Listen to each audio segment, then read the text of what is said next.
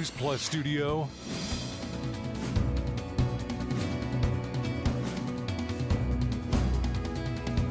This is 22 News in Focus with Patrick Berry. Hello, everyone, and welcome to today's edition of In Focus. I am your host, Patrick Berry. We're here in the 22 News Plus studios learning about how, when you go to vote in November, the questions appear on that. So we're talking about ballot questions today. I am very happy and honored to be joined by Westfield State University Political Science Associate Professor Charles DiStefano. Charles, thank you so very much for joining me. I appreciate it. Thank you. So this is your world. You live in this kind of stuff day in, day out. It's what you teach your students over at Westfield State University. It's been a long time since I've been in a classroom, but today I'm your student. Sure. So I want to know how questions appear on the ballot. Can anybody do it? Is it just I go to my town clerk and I say, hey, here it is. The election's coming up. I want to put this question out to the voters. Is that how simple it is? You would think it would be simple, but no. So yes, anybody can start the petition. You have to know how the process works. So today, maybe we can help people figure that out if they are interested in doing that. Oh, absolutely. First things first, there are multiple types of ballot question. And I believe ballot question is like an umbrella term because there technically initiatives or referendums or something like that. And then there's binding and non-binding, so walk me through it. So we'll keep it simple. And also there are 26 states that have some sort of initiative and they're all different. So we'll focus on Massachusetts, the overview. So we have the petition. That's the one that's most common, where you have people who put a ballot question up, and then it gets adopted or not adopted. A little more to that, but just going through them all. There's a constitutional amendment, and then that could be ratified or not ratified. And then there's a referendum. This, for Massachusetts purposes, if the state legislature passes legislation that people have an issue with, they can put forward a referendum to either repeal or it won't. If it doesn't have the votes, it wouldn't be repealed. Okay. It seems pretty simple, but to your point, it's a lot more complex than that. Yes. All right. So a couple of questions I have when it comes to initiatives, referendums, binding, non-binding. You made a passing comment about constitutional amendment. Yes. U.S. Constitution or state? State Constitution. Okay. All right. So we're not any questions that appear on our ballots here in Greater Western Mass. These aren't national questions to change anything. No, it would be state questions. Okay. All right. So how does that happen? Let's go back to my original question. Okay. I want to get a question on the state ballot. How do I go about that? Okay. So we'll go to petition process. That's the most common one. So you want to get it on the ballot. You need to have a certain amount of signatures, and it depends on how many people voted for the governor in that last election, what the numbers would be to get that number of petitions. Okay, explain that a little bit. So how does the number of votes for the governor matter? So to see how many people you need to sign the petition to have it presented, they want to see how many people are voting. So it's a population thing. Also, you have to it's imperfect way of figuring out how many signatures you need and how that might change over time. So is it a percentage of registered voters or a percentage of those who voted? Percentage of those who voted in the last governor election. All right. So I want to pull up a slide here. You unfortunately can't see it because it's on my monitor. But what this does is this shows us the turnout percentage here in Massachusetts from 1970 until 2024. Sorry, folks, it's a little small print there, but kind of gives you an idea of, to your point, the percentage of voters. I'm just arbitrarily going to pick the most recent year, 2024. It looks like there were 68.3% voter turnout in the state of Massachusetts. So that would have been was not a governor year. So governor year would have been when? 2022? I believe so. Right. So 2022, that number is 51.4. Okay. So 51.4% of Massachusetts residents voted in the most recent gubernatorial election. Right.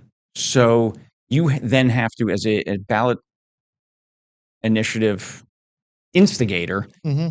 I'm really just working on a percentage of those 51%. Yes. Interesting. Why not the whole thing? That's how it was decided. So this was back in 1918 when Massachusetts Article 48 had a constitutional amendment to allow the petition process.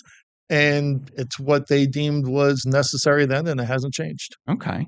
All right. So next step, I have to get X number of registered voters to sign Yes. sign up for my idea, right? Right. Basically, how much time do I have to get those signatures so it appears on a ballot?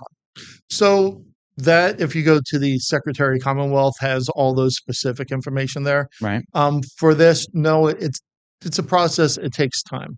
And with Massachusetts, it's an indirect process where some states you get the signatures and it's on the ballot. For Massachusetts, you need to have the signatures, have it ratified that no, these are valid signatures. Then it has to go to the legislature. So there has to be time in the legislative session for the legislature to then review this and decide if they want to adopt it or not, or maybe have a different idea that they put forward. So you need the signatures to go to the legislature. They have time to vote. And then if the legislature decides to ignore this or to do something that the petitioners do not like, then they need time to do a second round of petitions in order to get it on the general ballot for the voters. So what if I create a ballot question that I know the legislature is never going to approve? Mhm. For example, I want the entire Massachusetts legislative body to be represented by women only. Okay. So I have all the requisite signatures. I submit it. Can they veto it so it goes nowhere, even though I have the requisite signatures? Well, it needs to go to the state attorney general, Okay. and the attorney general is the one to see, is this constitutional? If it's deemed constitutional, it goes. If it's deemed not constitutional, then it would be rejected. And there could be court cases to battle that out. But essentially, it's the attorney general vetting it, which is a way helps in Massachusetts. So you have that understanding that it meets the U.S. Constitution requirements and the state of Massachusetts constitutional requirements. Okay. All right. We're up on our first commercial break. We'll be right back after this. We're talking about how ballot question happens. We'll see you in a moment. This is 22 News in Focus with Patrick Berry.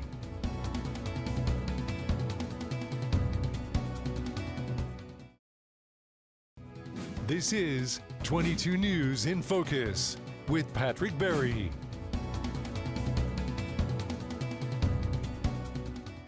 Welcome back to today's edition of In Focus. I am your host, Patrick Berry. Across the desk from me is Charles DiStefano, from Westfield State University. We're talking about how ballot questions appear on your November ballot. Before we went to break, you brought up the Attorney General who checks whether the question is constitutionally valid. Yes. Okay. So in my example earlier where I said, I want to create a ballot question that says the Massachusetts legislature should only be filled with women. It's up to the Attorney General to look at the state's constitution to determine whether that question can go forward.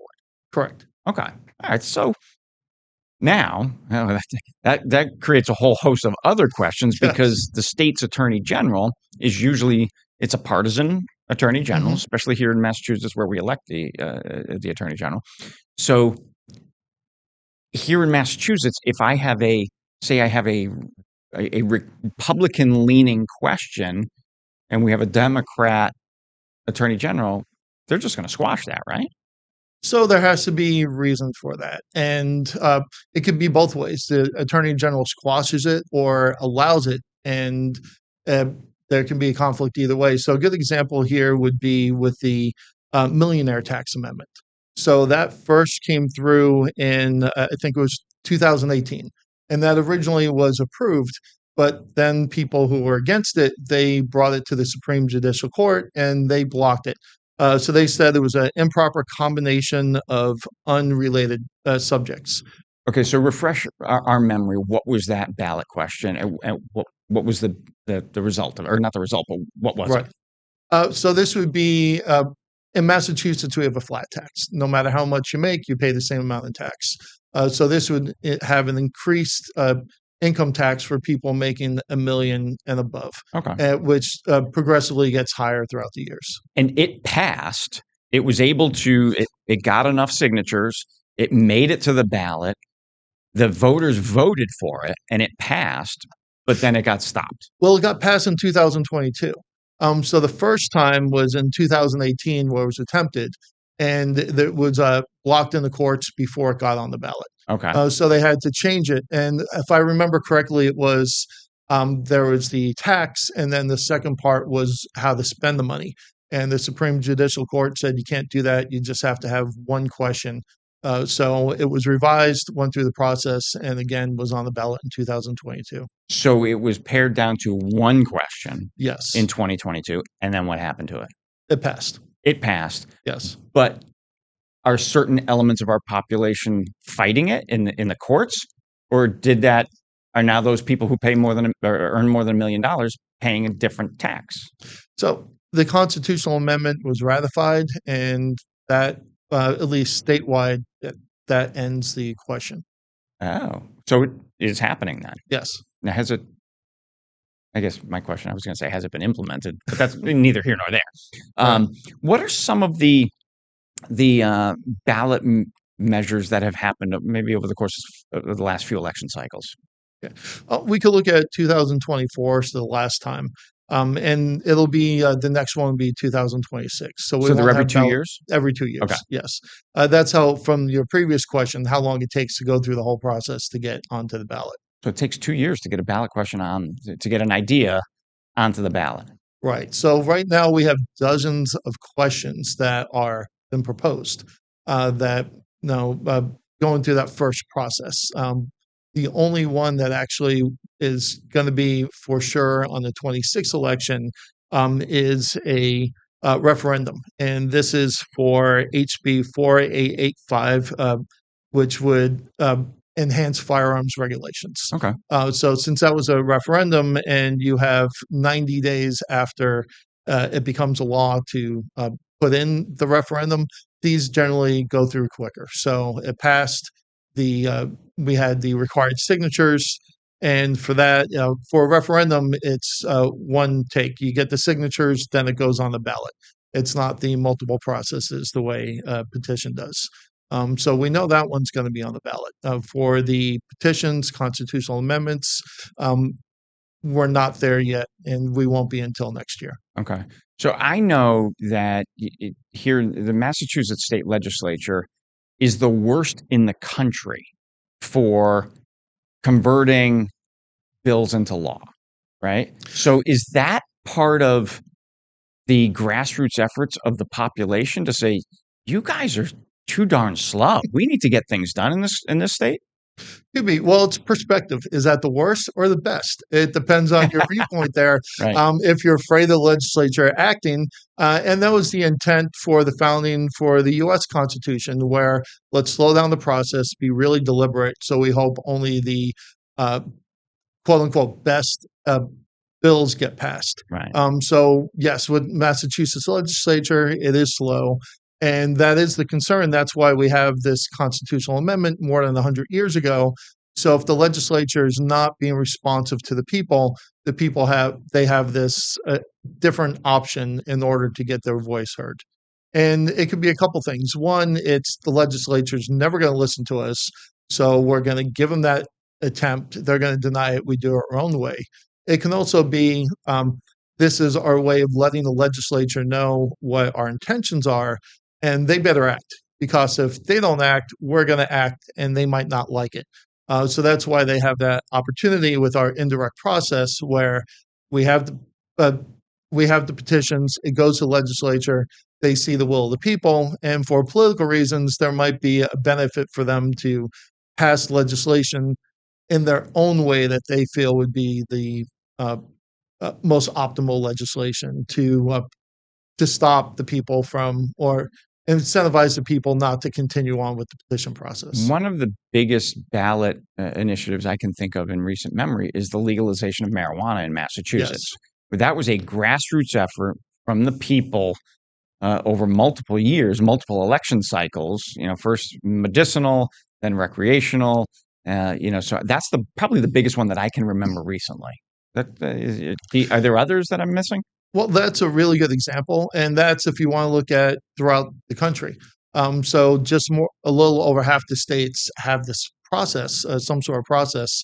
And if you see the states with the process, they're more likely to have that legalization of marijuana. This is one of those divisive political issues that, as a legislature, you might not want to touch. So in this case, you did have the people come together to pass it. Now, there are concerns when you're passing legislation. Now, who are the special interests? What is their intent? Is that for the benefit of the people? Not saying this one was that way or not, but something to look Things at. you have to consider. Yeah. Right. Also, how is it written? So, legislature, they have people to help them to write sound legislation that will pass constitutional muster, that will make sense in a bureaucratic sense in order to carry out that new law. When you have a petition, you might not have the same level of understanding of the process to write legislation. So, for example, going back to the marijuana legalization, once it passed, it took 2 years after that for the Cannabis Control Commission, one, to create the Cannabis Control Commission, and two, to write the rules that would be proper to enforce this new law. Okay. All right, we're up on our second break. We will be right back after this. This is 22 News in Focus with Patrick Berry.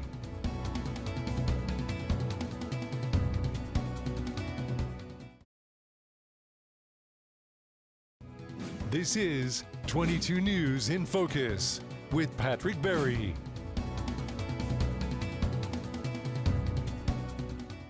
Welcome back, everyone, to today's edition of In Focus. I am your host, Patrick Berry. I have got Charles DiStefano sitting across the desk from me. He's a associate professor of political science at Westfield State University, and today we're talking about ballot measures and questions and initiatives and referendums, binding, non-binding, and so forth.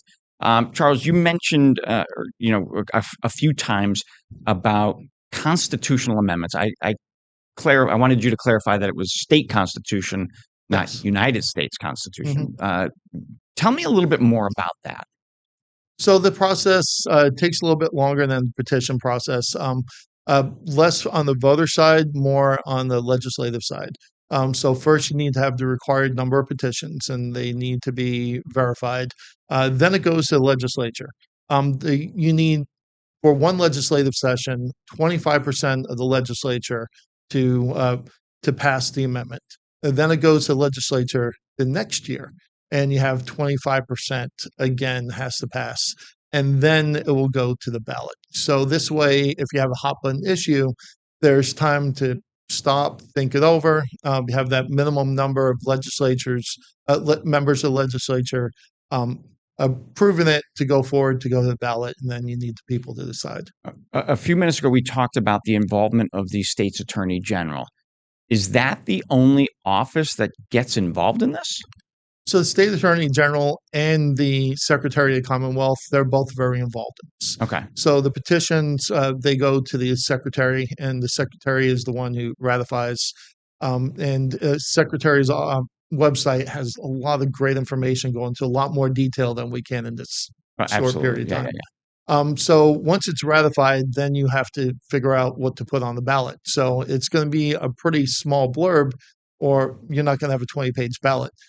So it's the Attorney General and the Secretary of the Commonwealth who work together on neutral language, so that you're not unduly persuading people one way or another. Right. So that's, for a lot of people, that's all they see, and they're deciding on that. In addition, but that's where the that book comes out like a couple of weeks before the election, which really gets in depth of here's what these questions mean, or so forth, right? Exactly. Okay. And that book is critical. So they invite people on both sides of the issue to provide information. Right. So There's you a have pro and a con for every right. question. And sometimes multiple pros and cons. So that gives you a lot of ability to do a much bigger deep dive into what's coming up on the ballot. Okay. The state's website, I'm going to pull that up here for you. The state's website, which is ma.gov. And then if you could do /voting, that's where you can really learn more information about ballot questions and so forth. But I'm shocked that it takes that amount of time. Now, we talked about statewide. If you want something local in your own town, it's a completely different process. You start with your town clerk or your city clerk, right? Much different process. And locally, there are a lot of times when it's mandatory, such as budget issues where you need the entire town to vote on the budget.